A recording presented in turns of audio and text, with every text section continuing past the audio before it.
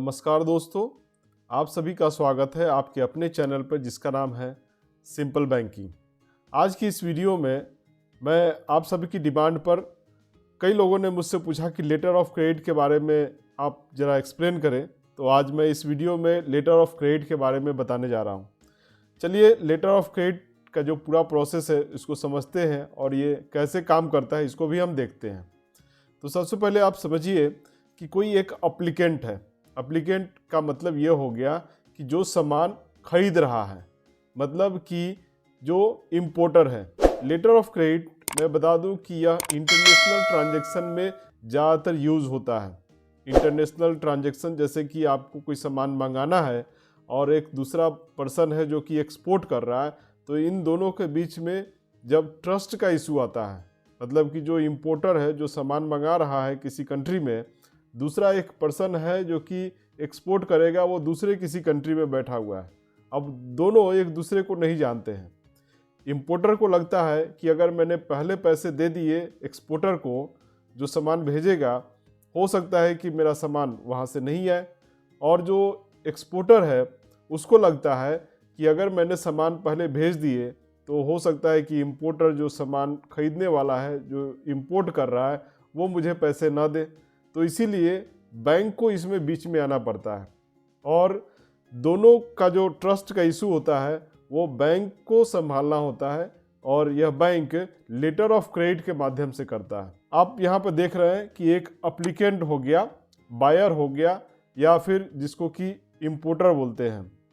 दूसरा एक पर्सन है जो कि बेनिफिशियरी जिसको बोलेंगे, जो माल को बेच रहा है, सेल कर रहा है, या वो एक्सपोर्टर कहलाता है। अब दोनों आपस में मिलते हैं, दोनों के बीच में एक एग्रीमेंट हो जाता है, म्यूचुअल एग्रीमेंट हो जाता है कि हाँ तुम मुझे ये सामान भेजो, मैं तुम्हें इतना पैसा पे करूँगा। उसके बाद जो अप्लीकेंट है, जो इम्पोर्टर है, वो अपने बैंक के पास जाता है और बैंक से लेटर ऑफ क्रेडिट इशू करने के लिए रिक्वेस्ट करेगा। Bank letter of credit issue करता है, और जो बैंक अप्लीकेंट का बैंक है, जो बायर का बैंक है, लेटर ऑफ क्रेडिट इशू जो करता है उसको हम ओपनिंग बैंक या इशूइंग बैंक भी बोलते हैं। यह bank letter of credit issue करने के बाद लेटर ऑफ क्रेडिट को, एलसी को, एडवाइजिंग बैंक को भेज देता है। एडवाइजिंग बैंक ओपनिंग बैंक को और साथ ही साथ जो बेनिफिशियरी है दोनों को एडवाइस करता है कि इस एलसी में कोई कुछ चेंज करने की ज़रूरत तो नहीं है, और यह एडवाइस करके बेनिफिशियरी को बताता है, बेनिफिशियरी को भी एडवाइस करता है। उसके बाद एलसी को नेगोशिएटेड बैंक और नॉमिनेटेड बैंक को भेज दिया जाता है। नॉमिनेटेड बैंक उस एलसी को लेता है और फिर बेनिफिशियरी को यह एडवाइस करता है कि आपका एलसी जो है कि आ गया है, और बेनिफिशियरी जो सेलर है, जो एक्सपोर्टर है, वो सामान को शिप करने के बाद, सामान को भेजने के बाद जो डॉक्यूमेंट है, जैसे कि बिल ऑफ एक्सचेंज हो गया, बिल ऑफ लेडिंग हो गया, या दूसरे अदर डॉक्यूमेंट है, उस डॉक्यूमेंट को नॉमिनेटेड बैंक या नेगोशिएटिंग बैंक को दे देता है। नॉमिनेटेड बैंक और नेगोशिएटिंग बैंक क्या करता है कि बेनिफिशियरी को पेमेंट रिलीज कर देता है। इस तरह से बेनिफिशियरी को पेमेंट मिल गया, और नॉमिनेटेड बैंक और नेगोशिएटिंग बैंक डॉक्यूमेंट को इशूइंग बैंक के पास भेज देता है कि वो डॉक्यूमेंट अप्लीकेंट को दे दे। इसके बाद ओपनिंग बैंक क्या करता है कि पेमेंट नॉमिनेटेड बैंक को दे देता है। इस तरह से नॉमिनेटेड बैंक ने जो पेमेंट किया था वो इशूइंग बैंक के माध्यम से मिल गया, और इशूइंग बैंक डॉक्यूमेंट को फिर अप्लीकेंट को दे देता है। अप्लीकेंट अपना सामान जो है ना शिप से ले लेता है, डॉक्यूमेंट को दे करके अप्लीकेंट पेमेंट रिलीज कर देता है इशूइंग बैंक को। कई बार बेनिफिशियरी यह चाहता है कि जो इशूइंग बैंक है उसके ऊपर ट्रस्ट नहीं है, तो वो चाहता है कि किसी और बैंक से इस एलसी को कंफर्म करा दिया जाए। तो दूसरा एक बैंक पिक्चर में आता है जो कि कंफर्म करता है एलसी को, उसको हम बोलते हैं कंफर्मिंग बैंक। कभी कभी इशूइंग बैंक किसी दूसरे बैंक को भी रिक्वेस्ट करता है कि इशूइंग बैंक के बिहाफ में वो पेमेंट कर दे बेनिफिशियरी को, या नॉमिनेटेड बैंक को पेमेंट कर दे। तो जो दूसरा बैंक पिक्चर में आता है उसको बोलते हैं रीइंबर्सिंग बैंक, पूरा जो प्रोसेस है लेटर ऑफ क्रेडिट का वो कंप्लीट होता है। तो आप समझ गए होंगे कि लेटर ऑफ क्रेडिट कैसे काम करता है। आइए हम इसके जो दूसरे पहलू है, डिफरेंट बैंक है और कितने टाइप के एलसी होते हैं, उसके बारे में भी बात करते हैं। तो सबसे पहले तो आप समझिए कि एलसी होता क्या है। ये आपको मैंने बता दिया कि जहाँ ट्रस्ट का बात आ जाता है, जहाँ विश्वास का बात आ जाता है, तो वहाँ पर जो इम्पोर्टिंग पार्टी है वो एलसी इशू कराता है और जो एक्सपोर्टिंग पार्टी है उसको देता है इस डॉक्यूमेंट को। तो इसमें पहले तो आ गए एप्लीकेंट जो कि एलसी ओपन कराएगा और वो पेमेंट भी करेगा एलसी का। डॉक्यूमेंट में कोई डिफेक्ट नहीं है, किसी प्रकार की कोई दिक्कत नहीं है डॉक्यूमेंट में, तो एप्लीकेंट पेमेंट से मना नहीं कर सकता है। दूसरा होता है एक ओपनिंग बैंक जो कि एलसी को ओपन करता है और एप्लीकेंट से वो पैसा रिकवर करता है। अब ओपनिंग बैंक को 5 वर्किंग डेज मिलता है डॉक्यूमेंट को चेक करने के लिए। जब डॉक्यूमेंट इसके पास आ जाएगा तो वो 5 वर्किंग डेज में डॉक्यूमेंट को चेक करेगा और विद इन 5 डेज के अंदर में एलसी का पेमेंट करता है। बेनिफिशियरी होता है जो कि माल को बेच रहा है, जो सेलर है, जो एक्सपोर्ट कर रहा है, वो बेनिफिशियरी कहलाता है। और जब वो माल को शिप कर देता है, जब डॉक्यूमेंट प्रेजेंट कर देता है इंपोर्टर को, तब उसको पेमेंट मिल जाता है। बेनिफिशियरी के पास जो एक्सपोर्टर है उसको 21 दिन का टाइम दिया जाता है। 21 दिन का टाइम दिया जाता है from the date of shipment. जिस दिन उसने माल को भेज दिया उसके 21 दिन के अंदर में डॉक्यूमेंट प्रेजेंट करना होता है। इसके अलावा होता है एडवाइजिंग बैंक या नोटिफाइंग बैंक जिसको बोलते हैं हम लोग। तो एडवाइजिंग बैंक का मतलब ये हो गया कि वो एलसी के ऑथेंटिसिटी को चेक करता है और फिर एडवाइस करता है दूसरे बैंक को। देन नॉमिनेटेड बैंक या नेगोशिएटिंग बैंक जो कि पेमेंट करता है बेनिफिशियरी को ना, और इसको भी 5 वर्किंग डेज मिलता है डॉक्यूमेंट को चेक करने के लिए। इसके बाद है accepting bank.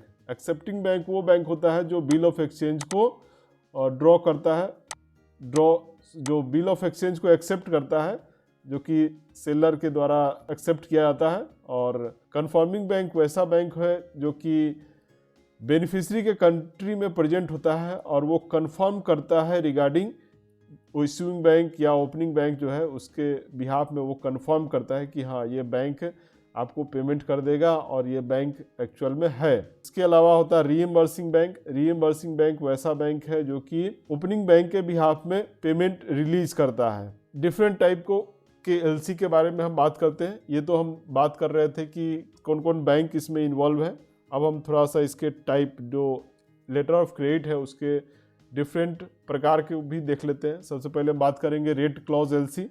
Red clause LC का मतलब ये होता है कि वैसा एलसी जहाँ की बेनिफिशियरी को, मतलब कि जो एक्सपोर्टर है उसको बिना एक्सपोर्ट किए हुए ही, मतलब एक्सपोर्ट करने के पहले ही अगर फाइनेंस मिल जाता है तो उसको हम बोलते हैं red clause LC. Green clause LC का मतलब ये हो गया कि जहाँ की स्टोरेज और वेयर हाउस का फैसिलिटी भी इन्वॉल्व होता है तो उसको हम ग्रीन क्लॉज एलसी कहते हैं। यह ग्रीन क्लॉज एलसी जो है रेड क्लॉज एलसी का एक्सटेंशन होता है, या यूँ कह सकते हैं कि रेड क्लॉज एलसी का एक्सटेंशन है ग्रीन क्लॉज। तो ग्रीन क्लॉज में प्री शिपमेंट फाइनेंस तो रहेगा ही, साथ ही साथ स्टोरेज और वेयर हाउस का फैसिलिटी चार्ज भी इसमें इंक्लूड होता है। बैक टू बैक एलसी मतलब कि एक एलसी के बिहाफ में दूसरा एलसी जब ओपन किया जाता है तो इसको हम लोग बोलते हैं back to back LC. Transferable LC मतलब कि जब एक पार्टी से दूसरे पार्टी को एलसी जब ट्रांसफ़र कर दिया जाए तो उसको हम बोलते हैं ट्रांसफरेबल एलसी, है ना। लेकिन जब दूसरे पार्टी को ट्रांसफ़र किया जाता है, सेकेंड पार्टी फिर तीसरे पार्टी को ट्रांसफ़र नहीं कर सकता है, तो सिर्फ एक ही बार यह ट्रांसफ़र हो सकता है। कन्फर्म्ड एलसी का मतलब हो गया कि जब इशूइंग बैंक इशू जो करता है उसको कोई दूसरा बैंक कंफर्म कर रहा है तो इसको हम बोलते हैं confirmed LC. Irrevocable LC by default सभी तरह के एलसी इर्रिवोकेबल होता है, मतलब उसमें कोई भी छेड़छाड़ नहीं किया जा सकता है जब तक कि सभी पार्टी एग्री ना हो। लेकिन बाय डिफ़ॉल्ट एलसी जो होते हैं वो इरिवोकेबल होते हैं, मतलब उसमें किसी भी प्रकार का छेड़छाड़ नहीं किया जा सकता है। उसके बाद हम बात करते हैं रिवोकेबल एलसी।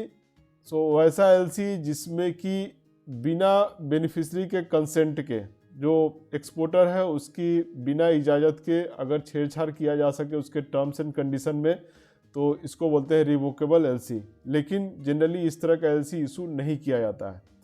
डीपी एलसी और साइट एलसी, मतलब कि वैसा एलसी जिसका पेमेंट इमीडिएट किया जाना है, जब डॉक्यूमेंट प्रेजेंट होगा तो उसमें इमीडिएट पेमेंट होगा, तो इसको बोलते हैं साइट एलसी। डीएलसी या यूजांस एलसी या एक्सेप्टेंस एलसी, इस एलसी में आपको पेमेंट इमीडिएट करने की ज़रूरत नहीं होती है और इसमें टाइम दिया जाता है कि आप ठीक है 10 दिन बाद 15 दिन के बाद आप पेमेंट करेंगे। सिर्फ आपको यहाँ पर एक्सेप्टेंस होता है, बाद में इसका पेमेंट होता है। इंस्टॉलमेंट एलसी, मतलब कि जिसका पेमेंट इंस्टॉलमेंट में होगा। रिवॉल्विंग एलसी, मतलब कि वैसा कोई एलसी जिसका कि यूज़ बार बार हर बार ट्रांजैक्शन के लिए होगा। जनरली इस तरह का एलसी वैसे जगह पर यूज़ किया जाता है जब दो पार्टी के बीच में सेम क्वांटिटी और सेम गुड्स में ट्रांजैक्शन रेगुलर इंटरवल पे हो रहा है। तो हर बार एक नया एलसी ओपन करने की बजाय एक रिवॉल्विंग एलसी ओपन कर लिया जाता है और उसी एलसी को यूज़ किया जाता है। यह एक सीसी लिमिट की तरह काम करता है। उसके बाद हम बात करते हैं स्टैंड बाई एलसी। जब एलसी का यूज़ बैंक गारंटी की तरह हो तो इसको हम बोलते हैं स्टैंड बाई एलसी। यह बहुत रिस्की एलसी होता है। रेस्ट्रिक्टेड एलसी, जब नेगोशिएशन पर्टिकुलर बैंक के ऊपर में रेस्ट्रिक्ट हो जाए तो इसको बोलते हैं रेस्ट्रिक्टेड एलसी। इनलैंड एलसी का मतलब हो गया कि जब माल को बेचने वाला और माल को परचेज करने वाला, जो बायर और सेलर दोनों एक ही कंट्री में उपस्थित है, तो इसको बोलते हैं इनलैंड एलसी। जब माल बेचने वाला और जो माल खरीदने वाला है वो दोनों में से कोई एक अगर दूसरे कंट्री में उपलब्ध है, दूसरे कंट्री का है, तो उसको बोलते हैं फॉरेन एलसी। ओमनिबस एलसी का मतलब होता है कि एक ही एलसी सभी तरह के ट्रांजैक्शन को अगर कवर कर रहा है तो उसको हम बोल देंगे ओमनिबस एलसी। अब एलसी में कुछ जो डॉक्यूमेंट है जो कि बहुत ही इंपॉर्टेंट है उसको भी हम लोग देख लेते हैं। तो बिल ऑफ एक्सचेंज ना, बिल ऑफ एक्सचेंज का मतलब ये हो गया कि किस माध्यम से पेमेंट दिया जाएगा, पेमेंट किया जाएगा, तो इसी को हम बोलेंगे बिल ऑफ एक्सचेंज। इसके अलावा इनवॉइस ज़रूरी होता है। इनवॉइस का मतलब हो गया कि जो भी आपने गुड्स एंड सर्विसेज सेल किया है या परचेज किया है उसका कितना क्वांटिटी है, उसका क्या प्राइस है, इस सब का जो डिटेल है वो इनवॉइस होता है। ट्रांसपोर्ट डॉक्यूमेंट, मतलब कि किस माध्यम से सामान आपके पास पहुंच रहा है, मतलब कि एक्सपोर्टर ने किस माध्यम से इंपोर्टर को सामान भेजा है, क्या वो रेलवे से भेज रहा है या फिर हवाई जहाज़ से भेज रहा है या पानी के जहाज़ से आ रहा है, तो जिस माध्यम से भेजेगा उसका ट्रांसपोर्ट डॉक्यूमेंट रिक्वायर्ड होता है, चाहिए होता है। इसके अलावा इंश्योरेंस डॉक्यूमेंट होना चाहिए और यह इंश्योरेंस डॉक्यूमेंट कम से कम जो CIF वैल्यू है उसका 110% होना चाहिए।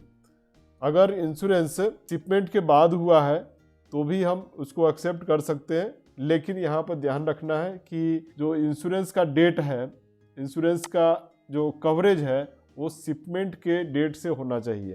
इवन इंश्योरेंस पॉलिसी कोई इशू किया गया है जो कि शिपमेंट के बाद है, लेकिन अगर वो इफ़ेक्टिव है फ्रॉम डेट ऑफ शिपमेंट तो इस तरह के इंश्योरेंस को हम लोग एक्सेप्ट कर सकते हैं। तो ये पूरा प्रोसेस था लेटर ऑफ क्रेडिट के बिजनेस का। आशा करता हूँ कि आपको समझ में आ गया होगा। या आपके एग्जाम पॉइंट ऑफ व्यू से भी बहुत इंपॉर्टेंट है क्योंकि यहाँ से क्वेश्चन बहुत पूछे जाते हैं। वीडियो आपको कैसा लगा इसके बारे में हमें कमेंट करके बताएं और इस वीडियो को लाइक करें, सब्सक्राइब करें, अपने दोस्तों के साथ भी शेयर करें। मिलते हैं अगले वीडियो में, तब तक के लिए धूम मचाते रहिए। धन्यवाद।